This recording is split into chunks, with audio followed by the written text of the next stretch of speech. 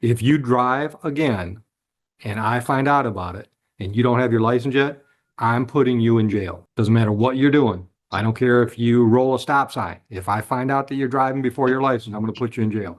I'm not going to hit you with any fines and costs. I'm going to put you on a 12-month non-reporting probation.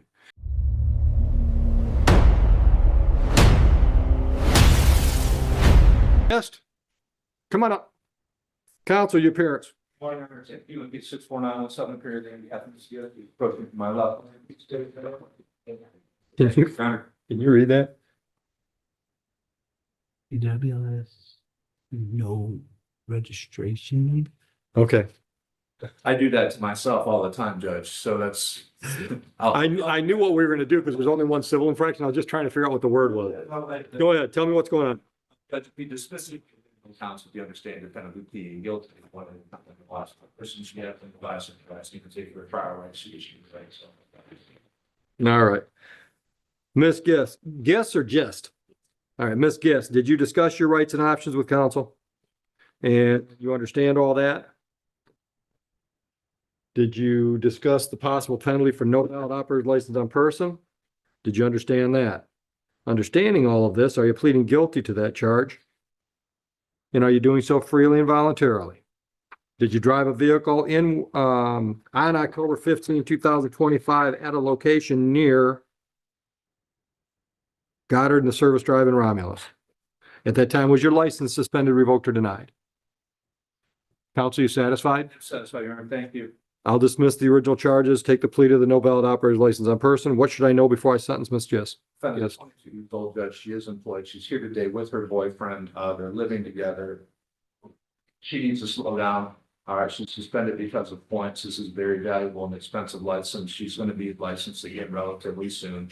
I'd ask that you take that into account. She's working at the airport. She's driving down 94 every day. Who do you work for? Ma's Pizza. Ma's Pizza. How long you been there? Okay. All right. Anything you want me to know before I sentence you? Okay. No prior criminal record outside of driving offenses. All right. I got to lecture you. What are you getting paid on the job? What do they pay you? I get paid 20, but our hours are short right now. So like I paid Friday and my check was only 4 something. So Yeah. So you're making like 6. You're making $20 an hour. You know how much I'm going to spend, how many hours of your life I'm going to spend right now? You can't afford to drive poorly. You listening? If you're not licensed, and I understand we don't have a good bus system in this area. So sometimes you got to go to work, you got to do what you got to do, but you got to do it and follow the law. So if you're driving while you're not licensed, you can't be speeding. Right? You gotta have all your ducks in a row. When are you gonna get your license? I've been able to take a look at the record. It sounds like it's going best at some point when some points fall off, Judge. Any idea when? No idea without looking. Outside of 30 days, it's comfortable with the plea. Who do you owe money to? How many different courts? Do you know? Judge, I think this is a points issue as opposed. Oh, it's just points. It's not a money thing. That's from the defendant, but from what she's saying, it sounds like it's a point issue with some points probably going to come off relatively soon, taking them back below 12. Without seeing that record, I don't know if it's permanent on that suspension. All right. I'm not gonna hit you with any fines and costs. I'm gonna put you on a 12-month non-reporting probation. If you drive again and I find out about it and you don't have your license yet, I'm putting you in jail. Doesn't matter what you're doing. I don't care if you roll a stop sign. If I find out that you're driving before your license, I'm going to put you in jail. Clear? Yes? All right. Instead of any money, I'm going to order you to do 4 days on the court work program. You pick the days you work. You schedule that on your way out the door downstairs. Any questions? Good luck. Thank you. I appreciate it. You're welcome. Al Mashkour? Good morning, counsel. Your appearance for Mr. Williford. Good morning, Your Honor. Leanna Belcher on behalf of the defendant. Sir, please state your name for the record. Good morning, Your Honor. Williford. Good morning. Counsel, what do we got? Your Honor, we have a profile license not valid, that was in warrant status. I'm asking for the warrant to be recalled. My client is in the process of trying to take care of his outstanding tickets so that he can potentially resolve this with a plea. I'm requesting another pretrial date. Okay, so the plea agreement I've got for a guilty plea is going out the window. I didn't know. Yeah, Judge, they want him to plead as charged. Our hope is, and he's paid, I believe he said around That's all right. You 2,700. had me at hello. I'm just confused by the paperwork I'm looking at. At 9:10, Leanna is already MIDC that day with Judge Martin. All right, April 23rd. What time? I'm sorry. 9:10. So that's a Zoom? It- All right. You got that, Mr. Williford? Yes, sir. All right, we'll mail you a notice. Counsel, anything else today? No, Your Honor, not on this matter. Thank you. You're welcome. Thank you. Oh, Thank Mr. you, Attorney. Williford, Yes, you owe us money. I know. Are you working? No, not at the moment. When's the last time you worked? Last week, I'm returning back to work. I just had got out of jail, so that's why I'm not working. Okay. Can you commit to some kind of regular payments, either weekly, bi-weekly, or monthly? Yes, I can. Well, how do you want to do it? How much? How often? When can you start? Bi-weekly, and I can start today or whenever. You tell me. Today, How much? I can start off with 100. You're sure? A positive. All right, you gonna do that online then, or you gonna come in? I can either one. Say again? Either one, but I can do it online. However you want to do it. All right, I made a note. Good luck. Thank you. Thank you. All right, appearances Thank you, on Tony. Wallace, please. Attorney Davis, Electric, Pete, for 674, about John Wallace, stands. All right. Thank you. All right. What do we got today? Motion is suppressed, Your Honor, let's go with Carter and follow response. Hearing. I don't know that I've seen the response. I don't think I've seen it, and it's not in the file. Do you have a copy? If- let me have it. If you guys just give me a few minutes.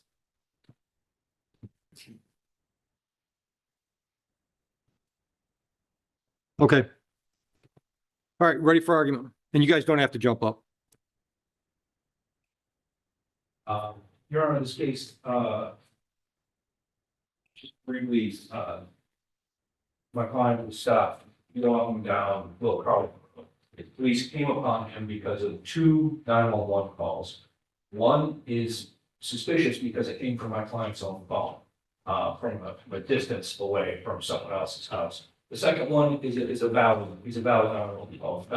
It's credible because the caller gave his first and last name, said saw someone walk down the road, looked intoxicated and stuff, where they used the call.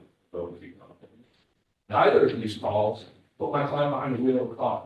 The first one says there's a car in a ditch and there's someone on one road and there's someone walked down another. The police come, they talk to Wallace, and he makes some statements that that's what ends up getting charged with operating while intoxicated.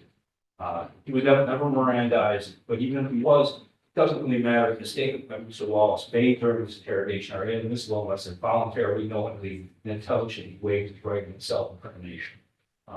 They must have been made with full awareness of both the nature and the right being abandoned and the consequences of the decision to abandon. The people quote Bergamo and Oregon as stating that the police don't have to Mirandized people on traffic stops. I understand that argument. I've made it myself before. The difference here is that the people completely ignore Cipriano and Stewart. In Cipriano, there's 11 factors looking at whether or not the statement was knowingly made. The age of the. Oh, that's two different issues though. First is, should they have Mirandized him? And your argument is Miranda or not, statements aren't usable. Yeah, so let's not mix those two arguments. Right, let's talk about first one first. Let's talk about whether or not they should Mirandize him. Unless you want to just skip that one. I'll skip that one because I think Burton and Oregon control on traffic. So Okay. people say this is a traffic stop. They were walking down the street. It's more akin to a Terry stop than a traffic stop. But even if he wasn't Mirandized, I think Cipriano and Stewart control. That because Cipriano looks at whether or not constitutional advice would render whether the person was Mirandized. It's one of the factors, and none of the 11 factors control in and of themselves. Cipriano looks at the totality of the circumstances, so they look at all of the factors together, along with everything else. So whether or not he was Mirandized, I don't think is the issue here to allow you to suppress his statements. All right, then let's talk about the other factors. In Cipriano, the control are the age of the defendant, the extent of the prior police contact defendant has had, lack of constitutional advice, injury, intoxication, or ill health of the defendant, and deprived of food, sleep, or medical assistance. My client Mr. Walsh was 22 days away from his 21st birthday on the date of the stop. Stewart was an 18-year-old. There's not a lot of difference between a 20-year-old and an 18-year-old, I believe. He was young. He didn't know.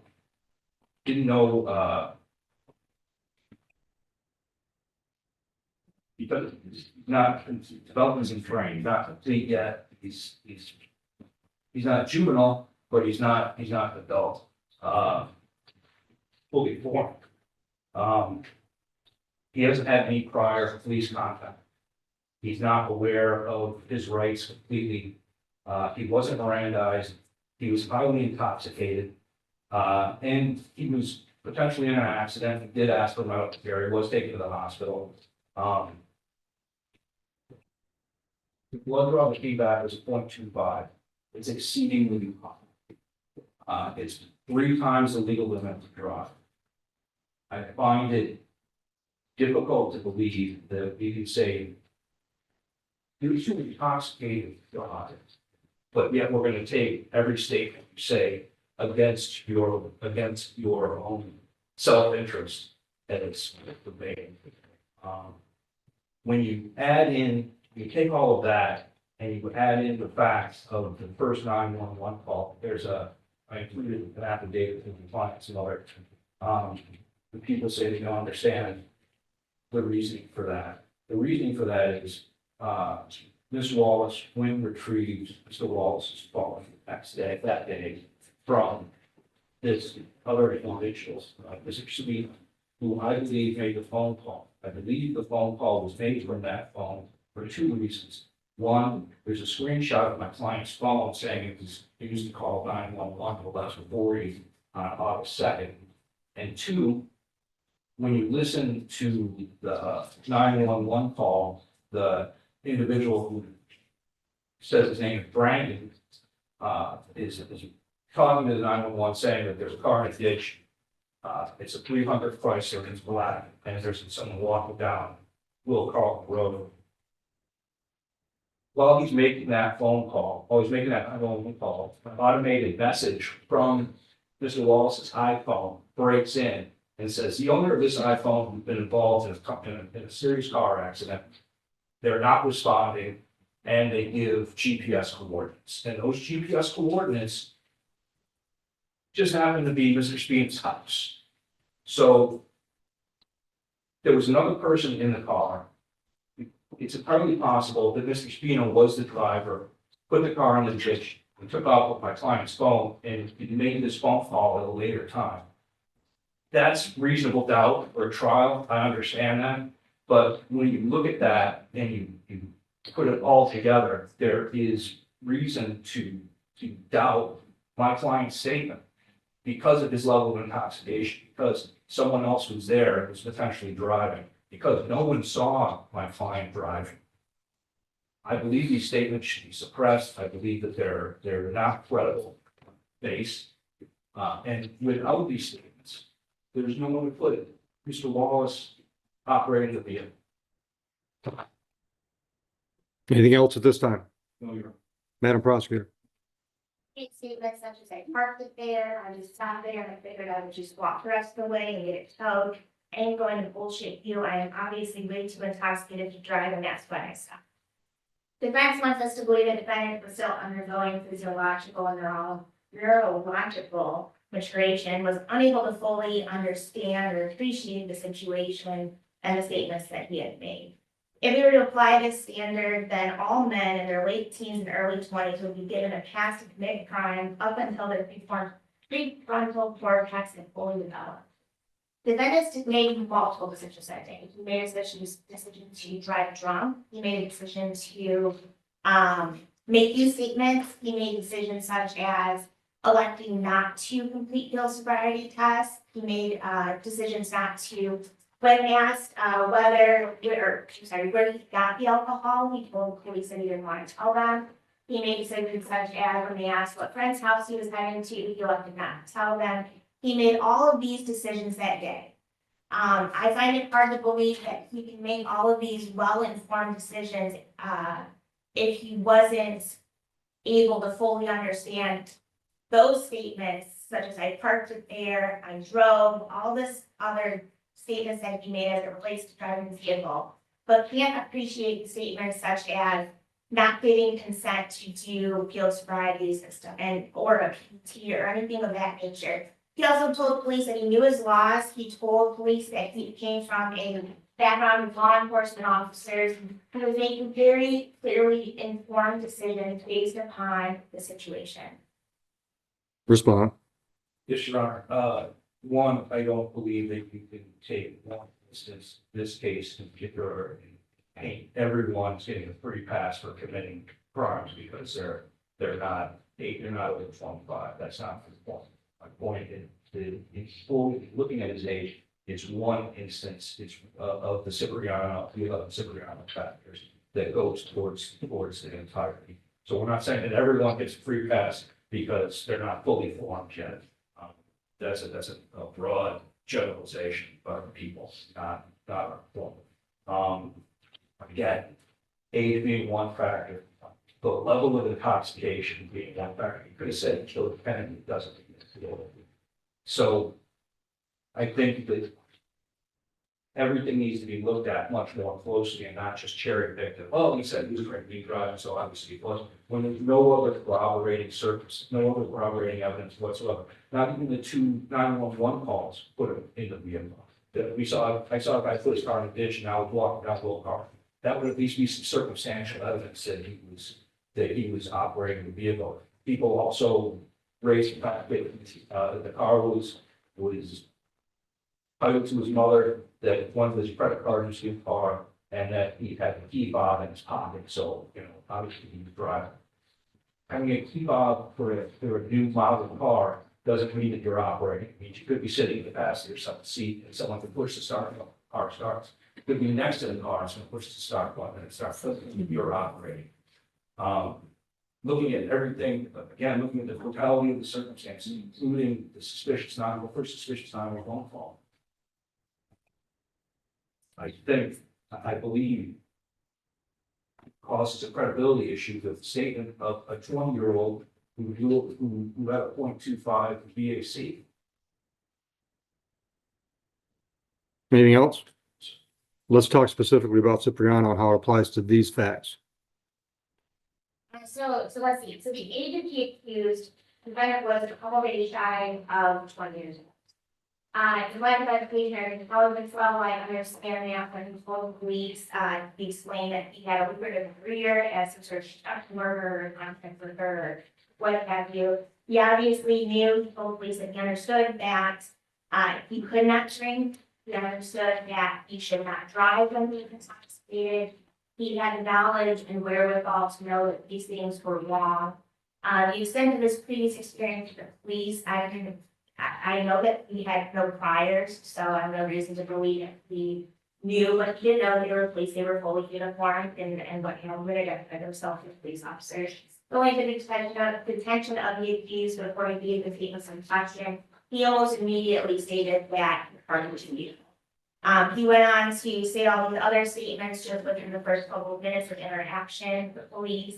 The lack of any advice to the accused of his constitutional rights. Again, he knew that, he told the officer that he knew his laws, that he had police background or to his family. He made decisions such as not doing the PBT, not doing field sobriety. How's all that fit Cipriano though? The fact that he made decisions, how's that fit Cipriano? I understand his statements that he knows law enforcement, he knows cops, whatever, I know my rights, whatever that is. I understand how that would fit to his educational level. But how does all this other stuff you're giving me fit Cipriano? Having made other decisions? There was, the lack of any advice to the accused of his constitutional rights, because he knew that, he stated that he knew the laws. Right. By knowing the laws, he knows that he can say no to certain things, such as the PBT and those crimes. Okay. Anything else you want to say about Cipriano? I think those would remain factors if you wish. If you think they help you. I guess we can start where, whether the accused was injured, intoxicated, or drugged and in ill health when he gave the statement. He did have a very, very, very high case. Was intoxicated, but frequently in the other case, people are intoxicated. That is probably 15% of traffic stops are drunk drivings. In order to investigate a drunk driving, you have to ask questions of the individual. He did tell the officer that he needed some sort of medical intervention about half an hour into the investigation. Officer Nally immediately called for assistance. Officer Vidosecki was on scene and he is a trained and certified EMT. The defendant could not articulate what was wrong with him other than not feeling well. I think that would be the last one. Okay. All right. Anything else? Yes, you are. I understand that, the voluntary injection of food altering substances, alcohol and drugs isn't, a defense between crime. So we're not talking about whether the crime was committed here. We're talking about the statements that were made that would link my client to these charges. And again, I think it bears repeating. A 20-year-old with 0.25 alcohol beyond underage drinking, everything else goes along with it. I think looking at taking that into consideration with these statements, who knows what he's saying is true, and there's no other corroborating evidence to put him behind the vehicle operating. All you have is these drunken statements with no other proof. With that, I believe statements can't be looked at as credible. Anything else? Anything else? No. All right. It's a close call, counsel, but I'm going to deny your motion. I encourage you to appeal it. Anything else? Good luck. You guys ready on Lloyd? Yes. Appearances. Mohammed on behalf of the people. Hey, good morning, Judge Oakley. Good morning to your staff. Your defense service, Carrie Martin, 592. I represent Mr. Philip Lloyd, who is on the duty of the Oakland County Jail. Mr. Lloyd, state your full name. Philip Davion Lloyd. Thank you, Mr. Lloyd. You can hear us all okay? Yes, sir. Thank you. What are we doing? Your Honor, I do think we need to address or set a bond. I would waive the formal reading of any defense warrant. Okay. And I respectfully request personal bond in this case. Mr. Lloyd, Hold on. Before we get to bond, what are we doing today? PCC setting for a preliminary exam. Mr. Lloyd would waive the 21-day rule. And also I have a crazy trial schedule coming up for the next month. So I would be looking for an exam date sometime in March or April. Just pick a Tuesday. Heather, you back on your desk? I am, Judge. Okay, we're getting an exam date for Mr. Lloyd. Alrighty.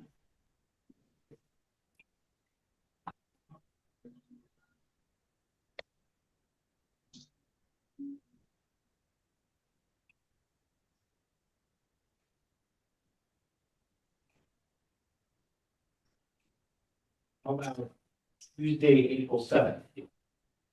April Heather? 7th, yep. April 7th, exam or PCC? Exam. Exam, yep, that's with us. That'll be 10 a.m. April 7th. Mr. All right, Martin, now- will Mr. Lloyd still be in custody? Do I need to do a writ to get him out?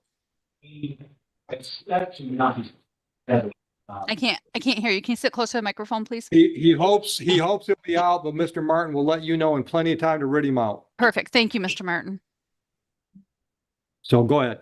Thank you, Judge. And regarding the bond, we are respectfully asking for a personal bond here. Mr. Lloyd, hopes to be released from Oakland County's custody soon, and at this point, he'd be, staying with his mother. I've spoken with his mother, who confirms all of this. His mother lives on Auburn Street in the city of Detroit.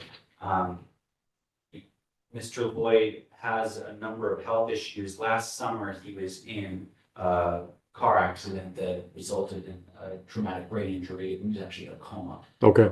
Sometime. So he probably wasn't working before he went in custody. Okay. Mr. Mohammed. Judge, the people would request a $30,000 cash bond with no 10%. And the reason is, I believe he poses a serious flight risk. It appears there's an open case in Detroit. He's charged with being a fugitive from justice. I also noticed that. Hold on. Is that one case? The open case is the fugitive from justice case? And I'm assuming there's an active, I'm sorry to interrupt. I'm assuming there's an active warrant on that then. indicate, but it does appear to be, it said that it was filed in circuit court and then there's no update since. Interesting. The status, there are no notes in the case, but it is an open case, so there is an authorized warrant associated with this case. Okay. Fire, is that a misdemeanor case? It's a felony. What kind of case is it? It's, the charge is fugitive from justice. I think that might refer to his bond on, his warrant on this case that we're addressing and asking to be recalled right now. So it indicates he is charged in Dallas County, Texas regarding the crime of obstruction. Because he did fail to appear here at one time. Yes, and I was going to address that. It was around the time that he had this. The location of the incident is listed as Wayne County Criminal Justice Center, which is CJC. Sounds like maybe he walked out of a building.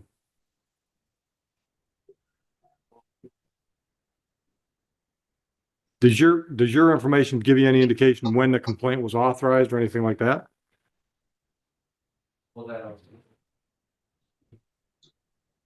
Oh, it was actually authorized, oh, yeah, February 3rd, 2025. So it's a year old. Exactly 1 year.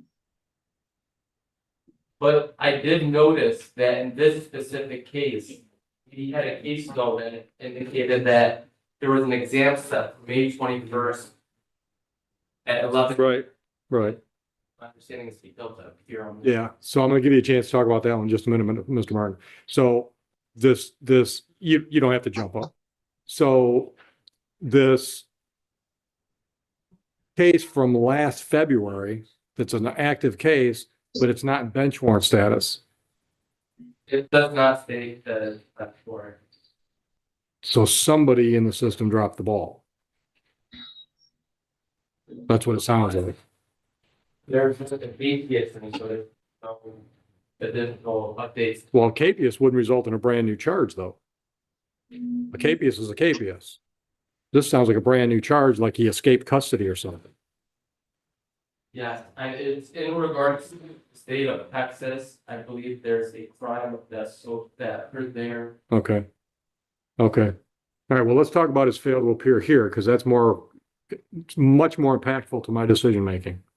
So I didn't know Mr. Lloyd at the time. I know that at the time he was appointed during Earl Washington. My understanding, speaking with Mr. Lloyd, is that he did not have really any productive communications with Mr. Washington and was not aware of that court date until after it had passed. and then, found himself in a car accident with a traumatic brain injury. So, Do you know when the accident was? I don't know. Mr. Lloyd, do you remember what date you had your accident? Your car accident? June 1st, 2025. Okay.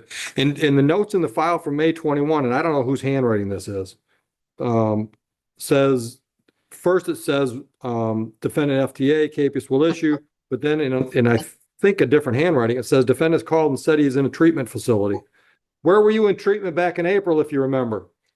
I went to it's on East Warren and Connors. It's a facility, and that's when I first got Mr. Washington's number, and I called him. He never picked up the phone or returned back, get back. So was that a treatment facility dealing with all the stuff as a fallout of your accident, your auto accident? No, this was because I also take medication. So it didn't have anything to do with that. But it was just the fact that I had to go there to get my medication for depression and anxiety. And so when I was hit by the car, Okay. sorry, sir. I got you. Okay. All right. Anything else, gentlemen? Right, just to clarify just there. So I think he might be referring to the Detroit East Community Mental, which is in the area of Connor Street in East Warren. Yeah. So I think it was Yes. on his accident. Yes, that sounds right, because he said he was trying to get his meds straight. Okay. He's in treatment. Yeah. Still here, I don't try to excuse that anymore, but I know that I'm now in close contact with Mr. You had Lloyd. me at hello. You had me at hello. All right, Mr. Lloyd, I'm going to put you on a $5,000 personal bond. The conditions are pretty obvious. You stay out of trouble and show up for your court dates. You understand when Yes, your sir. next court date is? April 7th, sir. All right, and Mr. Martin will be in contact with you. Yes, sir. All right, anything else? Nothing. Good luck, sir. Thank you, Thank gentlemen. you. Mr. Lloyd, I'm gonna call your mother. Yes, sir. Thank you.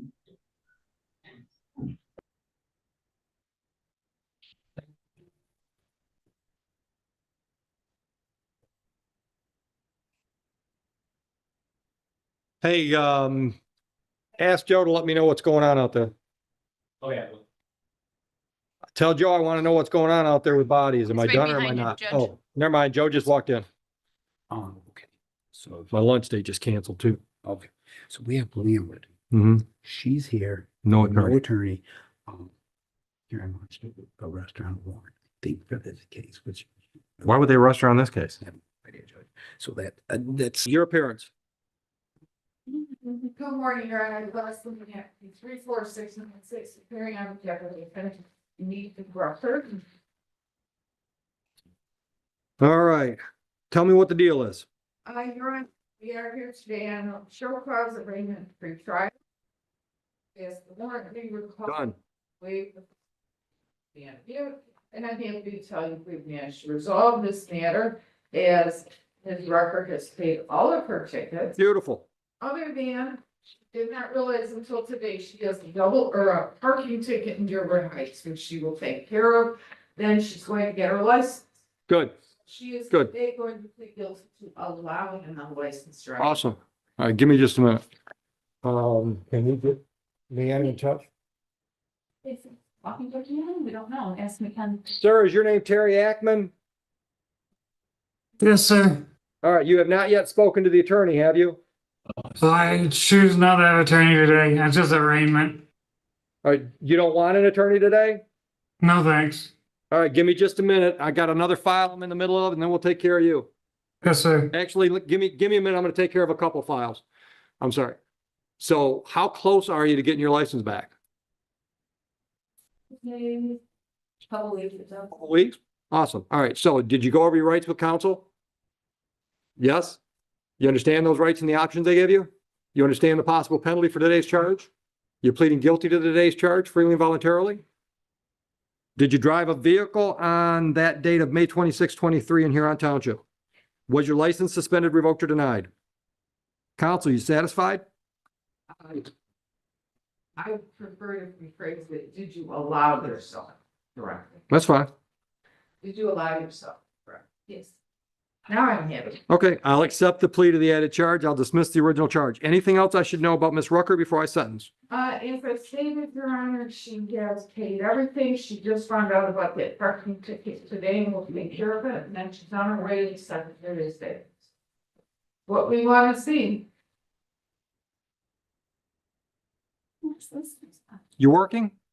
Where do you work? Wimpy Burger, Okay. Yeah, how long? how long?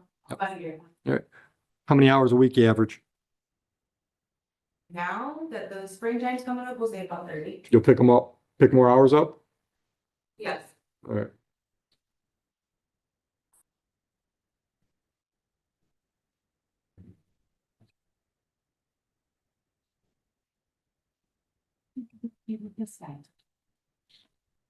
All right, we got late fees on this file, so unfortunately, the total is $600.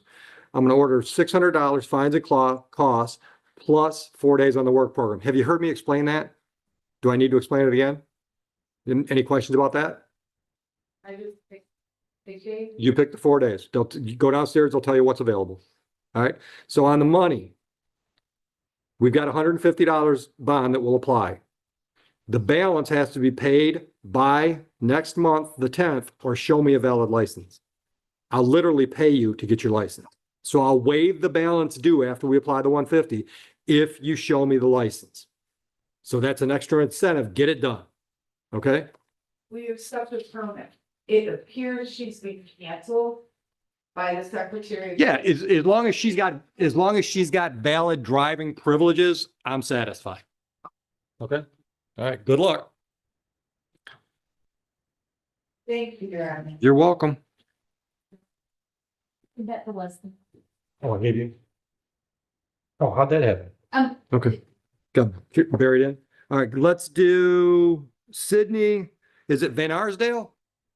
Come on up, Miss Knapp. 4696, carry on behalf of the defendant, Sydney Van Arsdale. Your Honor, we'll wait for the reading, wait and stand mute. I'll add a not guilty plea. Thank you, Your Honor. I'm asking this matter be start reading. Done. What date? I'm here March 26th, 2 weeks from today. Does that work? Yeah. Who's that with? Yep. Time. 8:30.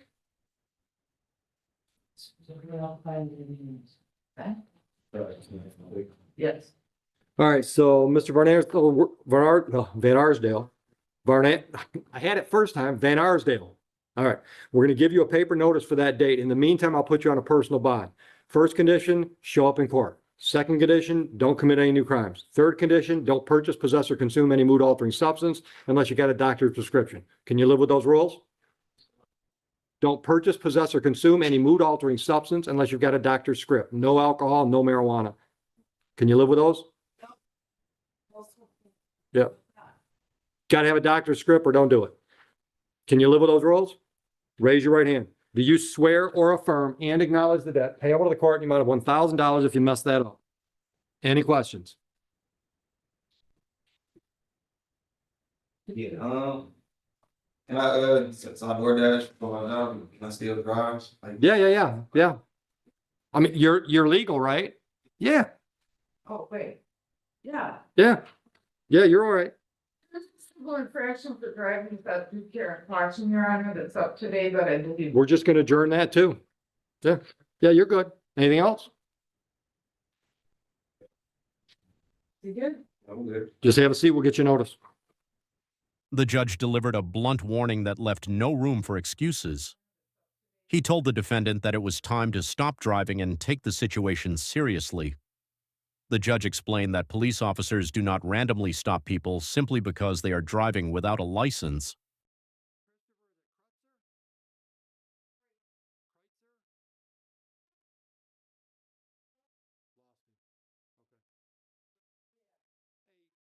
The courtroom became serious when the judge addressed Mr. Lloyd's bond conditions.